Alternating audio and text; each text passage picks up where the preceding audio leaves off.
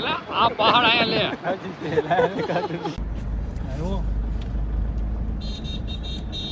જ્યાં સુધી તમારી નજર જાય ને ત્યાં સુધી તમને નકરી ગાડી જ ગાડી દેખાશે નકરી.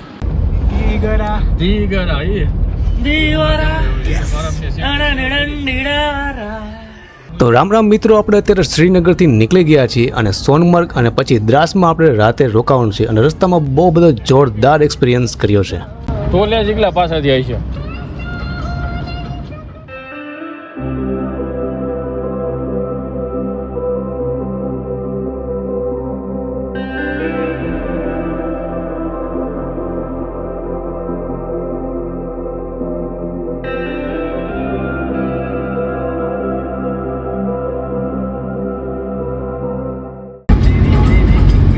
अबू खाकी बकरिया कितनी सारी दीवारा यस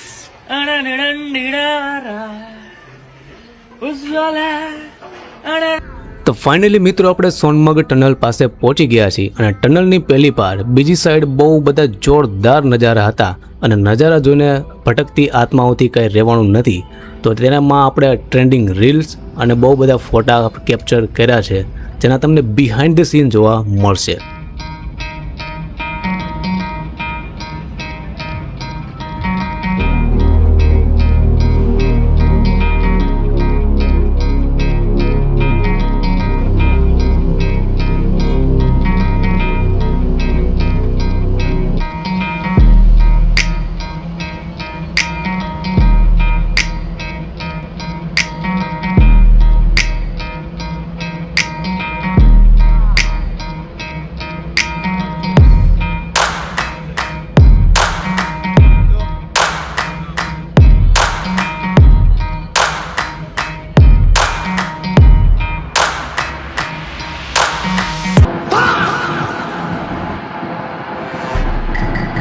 वन टू थ्री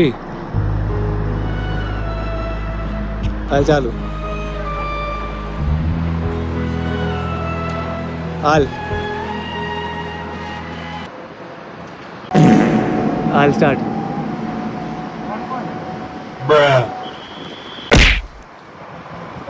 हाँ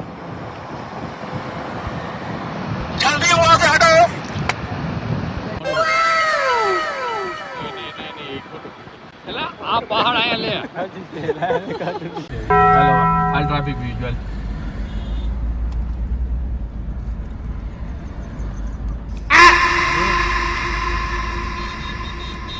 મને પૂછતો ખરા બિલકુલ રિસ્ક નહીં લેને કા.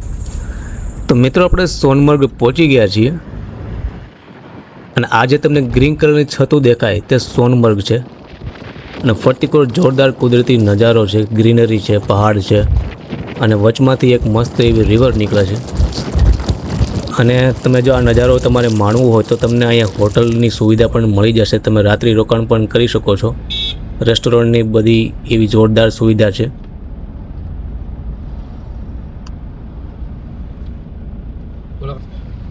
તો ઇન્ડિયન આર્મી આપણું વેલકમ કરે છે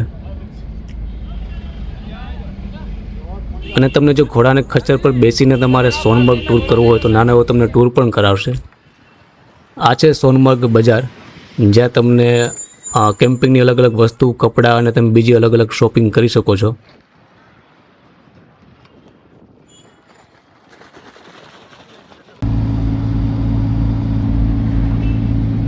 તો મિત્રો ચારેય આત્માઓ અત્યારે સોનમર્ગથી નાસ્તો પાણી કરીને નીકળી ગઈ હતી કેમ કે આપણે જવાનું છે રાત્રિ રોકાણ માટે દ્રાસ.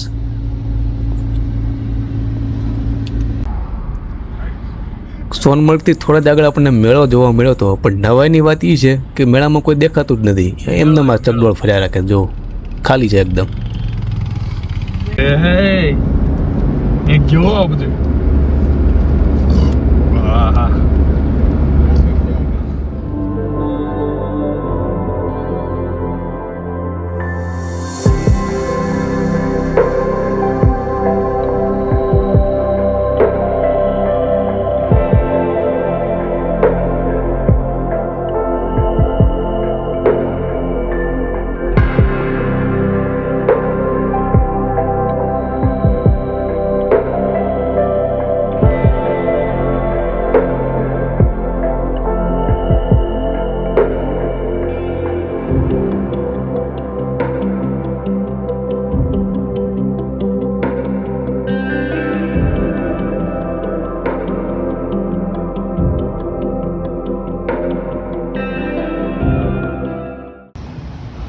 તો મિત્રો સોનમર્ગથી નીકળ્યા પછી આપણે એવા જોરદાર પહાડોમાં ટ્રાફિકમાં ફસાઈ ગયા હતા.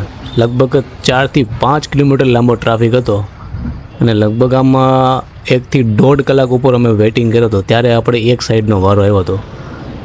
જો બધા એકદમ લાઇનમાં, કોઈ ખોટી રીતે સાઈડ કાપવાની કોશિશ નહોતું કરતું. તો ફાઇનલી હવે આપણો વારો આવી ગયો છે અને આપણી સાઈડ ખુલી ગઈ છે. તો ધીમે ધીમે આપણે આગળ નીકળી ગયા છીએ. તો પાછા ઊભા રહી ગયા છીએ, બે સાઈડ ઊભી રહી ગઈ છે. આમ જો કેટલી બધી લાંબી લાઈન છે. જ્યાં સુધી તમારી નજર જાય ને ત્યાં સુધી તમને નકરી ગાડી જ ગાડી દેખાશે નકરી. હા બરફ કાળો પડી ગયો, મેલો બરફ થઈ ગયો. જો આ બરફ છે.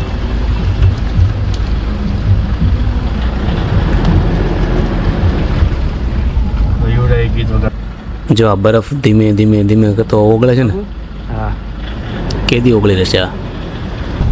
આપણે જીગા ટ્રાફિક કરતા હતા, તમે હાલી ગયા એટલી જ હતી. આ કેવડી થઈ 3-4 કિલોમીટર ની બાકી હો. દીવારા અણનણનીડારા ઉજ્જવલા અણનણનીરા ખોયા રે ખોયા રે ખોયા રે ખોયા. આ નજારો જોવામાં તો બહુ જોરદાર લાગે છે, પણ બીક એવી લાગે છે કે આ ધારદાર પથ્થર ક્યાંક ઉપર ન પડી જાય આપણી. ગાડી જાય એકવી છે નીકળી હજી તો હવે કેમ ટાઈમ નથી વિડીયો કરવાનો. જ્યાં પૂગવું છે ને ત્યાં ગાયકા પૂગવું છે ટ્રાફિક ના એના કારણે. દીગરા એ દીવારા અણનણનીડારા. તો જો આ કીડિયાળું ઉભરાણું એમ પબ્લિક ચોંટી ગઈ છે બરફની માથે. અને આ પાણી જે પડે ને કેટલું બધું પાણી પડે છે, પણ ઈ નીચે પડીને બધું ક્યાં ગયા થઈ જાય એની ખબર નથી પડતી. દેખાતું નથી ક્યાં પાણી ગયું નહીં. દીવારા અણનણનીડારા ઉજ્જવલા.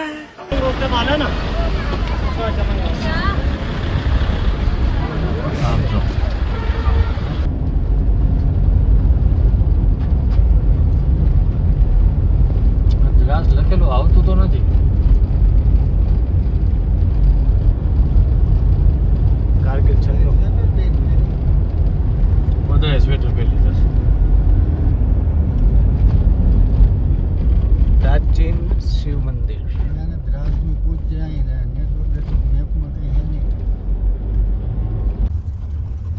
भाई यहाँ पे क्या हो रहा भाई, ये कहाँ फंस गया भाई मैं. તો એ રસ્તો પૂરો થઈ ગયો તો થોડા એવા એરિયામાં ઓફ રોડિંગ આવ્યું હતું. તો અહીંયા બહુ સારા એવા ડ્રાઈવરનું જ કામ છે.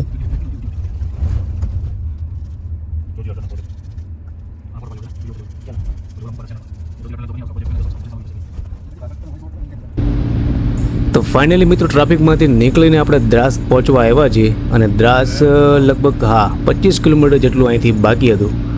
પણ હવે આપણે થાકી ગયા છીએ તો હવે કીધું અહીંયા જ રોકાઈ જાય. તો દ્રાસની પહેલાં આપણે આ કંઈક ગામ આવ્યું હતું, ત્યાં જ આપણે એક હોટલમાં રૂમ રાખી લીધી હતી અને ત્યાં જ આપણે નાઇટ સ્ટે કરી લીધો હતો. તો આ એ ગામ છે અને અહીંયા આપણે હોટલ રાખેલી હતી. અને આજુબાજુમાં બહુ સરસ એવો નજારો હતો અને ધીમો ધીમો અને ક્યારેક ક્યારેક ફૂલ પણ વરસાદ આવતો હતો. જો બહુ મસ્ત એવો નજારો હતો. અને આપણે આની પછીનું જે આગળનો આખો હોટલનો અને રિવ્યૂનો બધો જે વ્લોગ છે ને એ ઓલરેડી આપણી ચેનલમાં આવી ગયો છે, તો એ તમે જોઈને જોઈ શકો છો. તો મળીએ હવે આપણે આગલા વિડીયોમાં. રામ રામ.